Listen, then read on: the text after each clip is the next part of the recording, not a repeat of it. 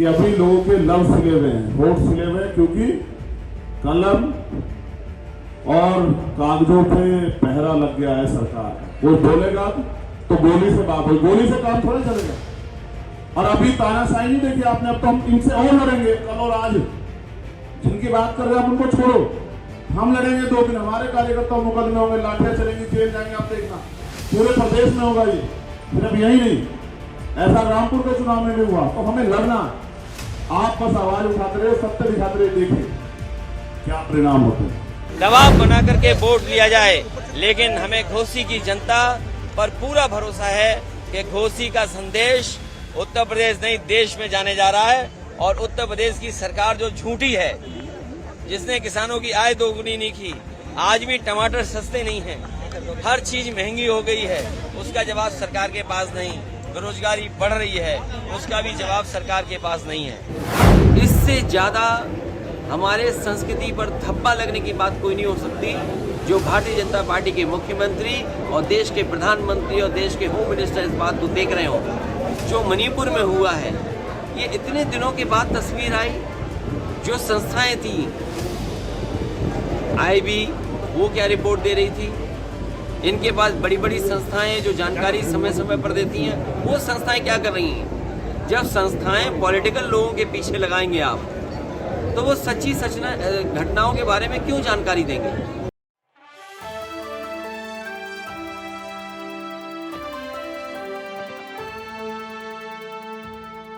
इसके प्रति पूरा अपना जीवन लगा दिया।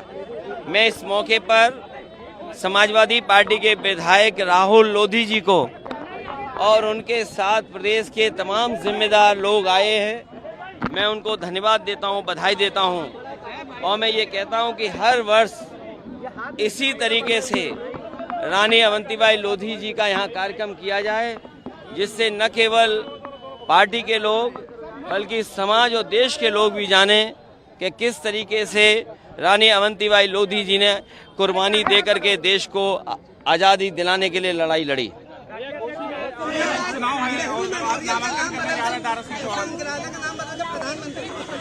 देखिए, अरे दिल्ली क्यों जाते हो, यहाँ से 100 मीटर दाएं चले जाओ। ये लोक भवन बना था जनता के लिए। अगर किसी की प्रतिमा लगानी थी तो समाजवादी सरकार में हम लोग भी प्रतिमा लगा सकते थे, लेकिन हमें कोई नाराजगी नहीं है कि देश के प्रधानमंत्री अटल बिहारी वाजपेयी के नाम से, और आज उनको हम याद भी करते हैं कि जहां देश के वो प्रधानमंत्री बने, लेकिन समाजवादियों का काम ही उनके नाम के लिए याद किया गया। समाजवादियों का काम ही उनके नाम को आगे बढ़ाने के लिए याद किया जा रहा है।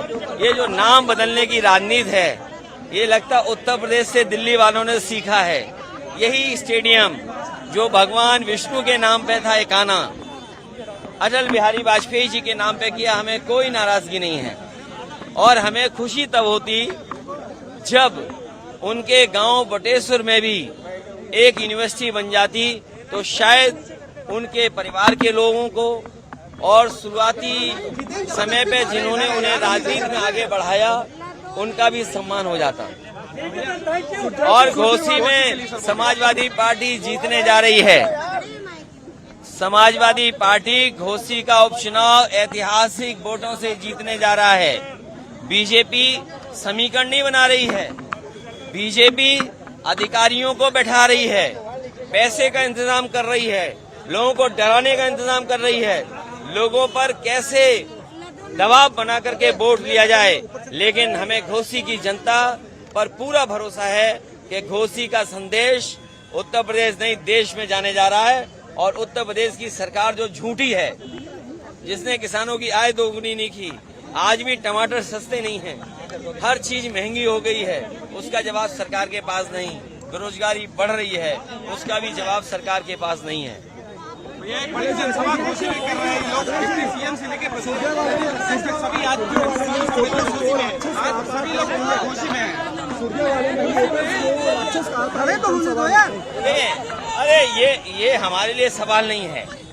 सवाल ये है कि उत्तर प्रदेश कैसे आगे बढ़े। देखिए आज तो आसमान भी खुश हो गया हम पे रात पर। कहाँ गर्मी और कहाँ पानी बरस रहा है, कहीं सूखा कहीं बाढ़। और हमें आपको सोचना ये चाहिए कि हिमाचल में जिस तरह घटना हो रही है, मकान गिर रहे, बिल्डिंगें गिर रही हैं, और जिस तरीके से प्राकृतिक आपदा आ गई है, कई सौ लोगों की जान गई है, हमें सोचना होगा कि हम प्रकृति को कैसे बचाएं, पर्यावरण को कैसे संरक्षित रखें। जहां मिट्टी की बात कर रहे हैं, जहां मिट्टी को प्रणाम करके और सेल्फी की बात कर रहे हैं, इन्हें सोचना चाहिए हमारे पहाड़ क्यों गिर रहे हैं और पहाड़ कैसे बचेंगे, नदियां कैसे बचेंगी, उस दिशा में भी सरकार को सोचना चाहिए। भैया डिप्टी सीएम से लेकर प्रदेश अध्यक्ष सभी आज आप जनसभा में जा रहे हैं। घोसी में बड़ी जनसभा इन लोग ने रखी है। ये जनसभा नहीं, ये उपलब्धि बताएं कि टमाटर महंगे क्यों हैं, सब्जियां महंगी क्यों हैं, रिफाइंड तेल महंगा क्यों है, सरसों का तेल महंगा करके किसकी जेब भर रहे हो, डीजल पेट्रोल महंगा कर करके गरीबों की जेब से पैसा निकाल करके अमीरों की जेब भर रहे हो, इसका जवाब क्या है। और ये भी बता के आए कि घोसी में कितने नौजवानों को नौकरी और रोजगार इन्होंने दिया है।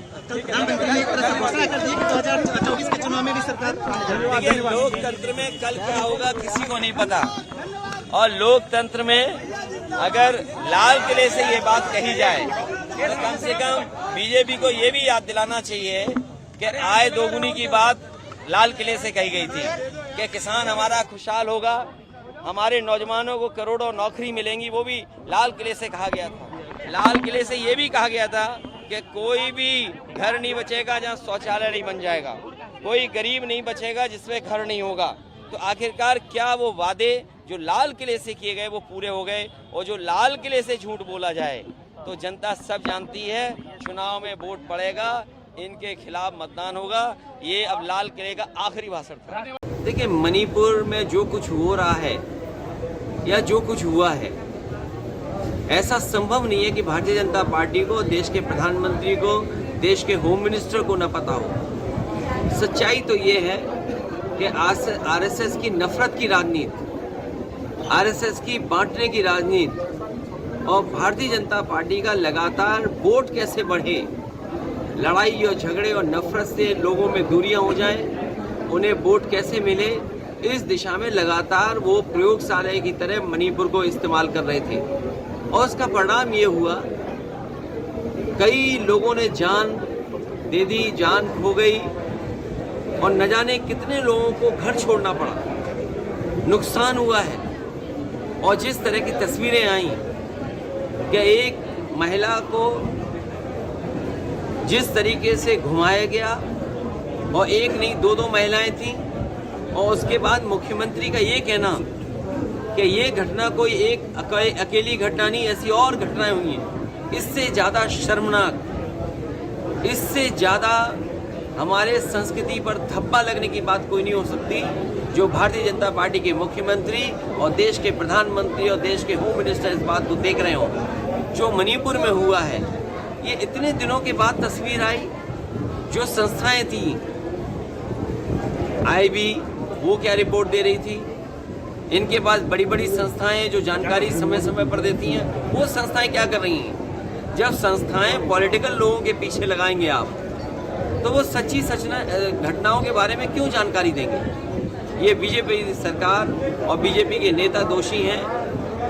वहाँ पर जिन लोगों ने इस तरह की घटना की है, कार्रवाई हो।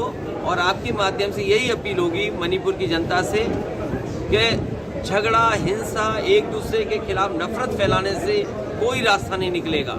मिल बैठ करके और जो समस्याओं का समाधान कर सके, वैसे वहाँ के लोगों को समस्या का समाधान के लिए सोचना चाहिए। संसद में आज राजनाथ सिंह ने कहा है कि हम चर्चा के लिए तैयार हैं संसद में इस मुद्दे पर। चर्चा के लिए तो तैयार होना ही पड़ेगा। लोकतंत्र में आप किसकी जबान दबाओगे? आप कितने कैमरे बंद करोगे? कितनी सूचनाएं रोकेंगे? और फिर ये चर्चा या कार्रवाई पहले होनी चाहिए थी।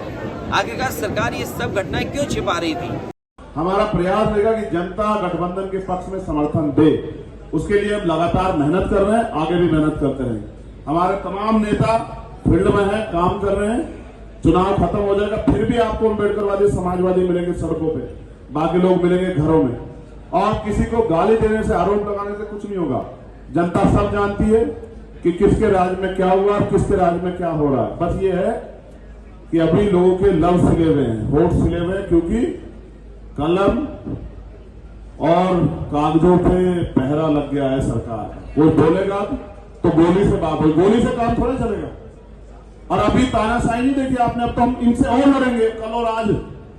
जिनकी बात कर रहे हैं आप उनको छोड़ो, हम लड़ेंगे 2 दिन। हमारे कार्यकर्ता मुकदमे होंगे, लाठियां चलेंगी, जेल जाएंगे, आप देखना।